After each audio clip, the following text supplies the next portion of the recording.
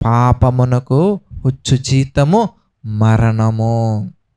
మనం ఎంత సింపుల్గా చిన్నదే కదండి, ఏమవుతుందండి, చిన్నదే కదండి, దాన్ని ఏముందిలేండి అంటూ ఉంటాం. కానీ అసలు పాపం అంటే ఏంటో మనకు తెలియకపోవడంలో ఎలా మాట్లాడుతున్నాం మనం.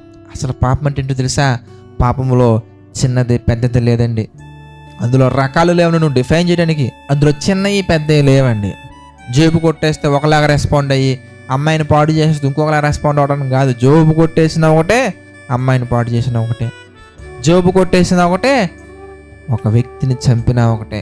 దేవుని దృష్టికి అబద్ధం అన్నా ఒకటే, అమ్మాయితో అసభ్యంగా ప్రవర్తించడం అన్నా ఒకటే. దేవుని దృష్టికి నరహత్య చేయడం అన్నా ఒకటే, నాలుకను ఉపయోగించి అబద్ధం మాట్లాడినా ఒకటే. దాంట్లో తేడా ఏం లేదు. ఆయన చెప్పారు, నువ్వు చెయ్యాలి. చెయ్యొద్దని చెప్పి నువ్వు వదిలేయాలి, చేయమని చెప్పి నువ్వు చెయ్యాలి. ఆయన మాటకు లోబడాలంతే.